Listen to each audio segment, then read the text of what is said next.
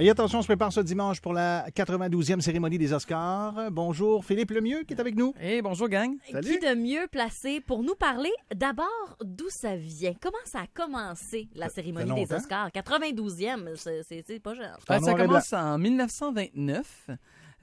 Écoute, la première cérémonie fait contraste avec celle qu'on va voir ce dimanche. A duré en tout et partout 15 minutes. 15 minutes, c'est le numéro d'ouverture. Ouais, c'est ça. Monologue.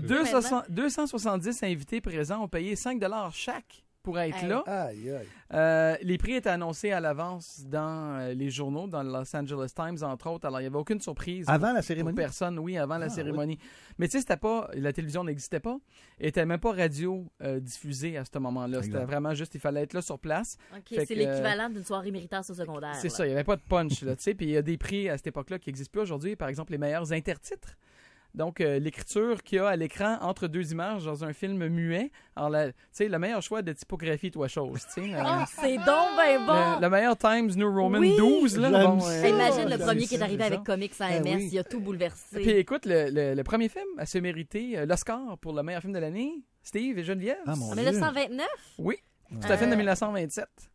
Je sais pas, il y avait Charlie Chaplin. Non, on pourrait le croire, mais non. C'est le film Wings, qui est un film, un triangle amoureux sur fond de Première Guerre mondiale. C'est deux pilotes d'avion qui sont en amour avec la même femme puis qui vont en guerre ensemble, deux chums. Là. C'est un petit comme Pearl Harbor. Exactement. C'est exactement comme Pearl Harbor, à la différence que dans ce cas-là, parce que les effets spéciaux ne le permettaient pas, on a dû donner des cours de pilotage aux acteurs et de caméra parce que c'est eux qui non seulement pilotent leur biplan, mais filment les plans à bord des biplans avec la caméra. C'est quelque chose. Donne pas d'idée aux producteurs là, qui cherchent toujours à couper. Ça s'appelle avoir des cordes à son arc.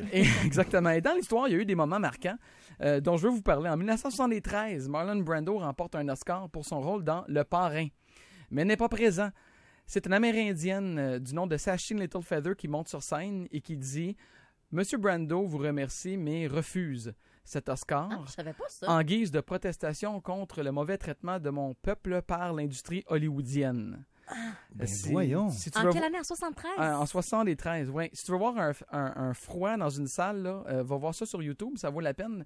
Mais il y a quand même des applaudissements aussi. C'est mitigé comme réaction dans la salle. Je te pose la question, est-ce que Marlon Brando est la personnalité la plus oscarisée? Ah non, pas du tout. Pas du tout. Okay. C'est Walt Disney qui a le plus d'Oscars à son actif. En 1974, un autre moment marquant, c'est en fait un homme nu, mais totalement nu de la tête aux pieds, qui apparaît de l'arrière-scène et qui court sur scène. N'oublions pas que c'est télédiffusé en direct, cette affaire-là. Tu peux pas couper. Non, c'est ça. Et c'était une mode à l'époque, on appelle ça le streaking. C'était des manifestations anticonformistes, comme une espèce d'expression artistique. Oui. Exactement. D'aujourd'hui, oui. C'est David Niven qui présentait, puis derrière lui apparaît cet homme nu qui traverse la scène. Là. Est-ce que là aussi, il y a eu des malaises et des applaudissements? Il y a eu plus un effet de choc, je te dirais. Phil, que représente la statuette, puis pourquoi on l'appelle comme ça, Oscar? Ça sort de où, ça? La statuette représente un chevalier des croisades. On ne le remarque pas, mais l'homme qui est Oscar tient devant lui une épée à la Excalibur. OK, oui. Alors, le sculpteur avait décidé que ça serait un chevalier des croisades dans une forme art déco, qui était un style très populaire dans les années 20. Et ta deuxième question, c'était quoi, Steve? C'était ça. Pourquoi ça s'appelle Oscar? Oscar, c'est le prix de mérite de l'Académie, le véritable nom de cette statuette-là, mais la secrétaire de l'Académie, Margaret Herrick, a fait le commentaire devant un journaliste à un moment donné que ça lui faisait passer à son oncle Oscar. Et le journaliste a repris ça dans son article. Les gens ont commencé à dire merci pour cet Oscar. Et l'Académie s'est vue dans l'obligation d'acheter officiellement le nom pour la statuette qui désormais s'appelle officiellement Oscar. J'adore ça. Écoute, ce que je trouve bizarre là-dedans, c'est que plusieurs années plus tard, on a appelé le ballet Oscar. Tu sais, c'est ordinaire un peu. Bon, merci beaucoup, Philippe. Tu restes là? Oui. Oui, tu m'as pas suivi, toi. Tu m'expliqueras ça hors d'onde, moi non plus. Je te le ballet Oscar. Le ballet Oscar. Vous ne connaissez pas le ballet Oscar? On s'en reparle pendant la pause. Absolument. Oui, s'il te plaît. Je sors mes crayons. C'est bon. C'est sûr qu'en fin de semaine, on s'habille propre pour regarder la 92e cérémonie des Oscars. Phil, on continue de discuter de ça. Parle-nous donc des faits saillants à finir cette année. Ben écoute, cette année, encore une fois, il n'y aura pas d'animateur. Question de sauver un peu de temps parce qu'on sait que la cérémonie est relativement longue à la télé. Éternel. Il n'y en a pas eu l'année passée d'animateur et les producteurs ont choisi que ça s'est bien passé. Alors, on va poursuivre dans cette veine. Le film Joker mène avec 11 nominations. C'est incroyable. Suivi de près par 3 films qui sont ex-aequo avec 10 nominations. Je nomme The Irishman, 1917 et Once Upon a Time in Hollywood. La cérémonie, mine de rien, coûte 44 millions de dollars à mettre en scène. Juste la cérémonie La ou cérémonie le elle-même. tapis rouge? Non, aussi, la cérémonie. ça? Ça, je sais pas, mais je pense que c'est juste la cérémonie Ok. en réalité. Donc, on va parler des publicités de 30 secondes. On en parle toujours pour le Super Bowl, Oui, beaucoup. qui Jamais était pour les dimanche Oscars. dernier. Mais moi, mon Super Bowl, c'est dimanche qui s'en vient. tu sais. C'est vrai. Une publicité de 30 secondes aux Oscars coûte 2,6 millions de dollars. C'est fou. C'est quand même une aubaine, par contre. C'est la moitié moins cher qu'une pub aux Oscars.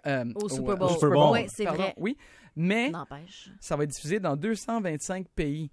Le cinéma est beaucoup plus international que le Super Bowl, qui est majoritairement Très regardé américain, en Amérique du Nord, là, on va se le dire. Et les Oscars sont vus par 29,6 millions de téléspectateurs. Alors, c'est pas négligeable quand même comme spot Ben publicitaire. vraiment. On sait que c'est un honneur seulement d'être nommé, hein, on le dit souvent, mais on reçoit un cadeau, un sac cadeau quand on est nommé. Oui, hein. il y a toujours Ça, un peu de j'aime Québécois ça. là-dedans. Que l'on gagne ou pas, ben ce sac cadeau-là, les amis, en 2020, vaut 215 000 $. Donc, le simple fait d'être nommé, là-dedans, il y a une croisière en Antarctique, Écoute, il y a des produits de beauté, il y a des billets de toutes sortes. En Une tout petite cas, tape dans le dos, bref, bravo pour ton travail. je sais pas si c'est la même chose au gala artiste, là, mais Eh il y a- ben, ils en reçoivent il y a des belles affaires, mais c'est un ça, sac c'est cadeau, pas 215 000 $. Martin Scorsese est nommé pour la 9e fois pour The Irishman. C'est le réalisateur vivant qui a été le plus souvent en nomination dans l'histoire des Oscars. Ah, wow. Et d'ailleurs, vous le savez sans doute, quel studio a produit The Irishman? C'est pas, Studio 117. C'est Netflix. C'est Ah, Netflix. c'est Oui, et ce qui est intéressant, c'est que Netflix, cette année, est le studio qui a le plus grand nombre de nominations. 21. Hey, c'est C'est tout à pas fait dans l'air du Disney, temps, hein? c'est pas Paramount, c'est pas Fox qui est Disney de toute façon. C'est Netflix. Alors ça en dit long, Ça, c'est effectivement, incroyable. sur qu'est-ce qui se passe. Scarlett Johansson est nommée dans les 2 catégories de jeu. Meilleure actrice et meilleure actrice dans un rôle secondaire. Seulement 12 personnes ont réussi cet exploit par le passé. Alors, elle fait partie d'un groupe select, effectivement. Et donc, ça sera ce dimanche qu'il faut regarder la cérémonie et voir si finalement Joaquin Phoenix remportera son Oscar. Est-ce C'est que ça ce qui sera va un tour avoir du chapeau? de Joker. Ou presque, parce qu'à date, là, il a pas mal remporté Oui. à Puis chaque fois. il est dû. Il l'a pas eu pour Gladiator, il l'a pas eu pour Walk the Line. Il est temps Non, qu'on ça lui y donne. va. Je pense que c'est le rôle de sa vie. Ça, Oui. honnêtement. Oui. C'est wow. Vraiment. Ça a souvent été des rôles d'une vie, hein, le Joker aussi, parce que c'est tellement complexe. À jouer, oui. Ouais. Surtout dans son cas à lui. là. Ouais, même Heath Ledger l'avait eu son Oscar posthume Oui, pour le c'est rôle. vrai. Oui, t'as raison. Ça a été. Phil, effectivement c'est son- tellement intéressant de te recevoir. On a hâte qu'à la prochaine cérémonie Oui. des Oscars. Mais il faut que tu reviennes avant à nous parler Ah, de je sais pas promis. quoi. Là, mais... Merci, C'est Philippe bon. Lemieux, Merci à toi. spécialiste À bientôt. en film. Oui, puis si vous arrivez en cours de segment, ben, tout ça va se retrouver sur sim.fm, évidemment. Zaz Kevendra, immédiatement dans tout un retour à Sim 103.9 103. Bon retour! Profitez du soleil, là.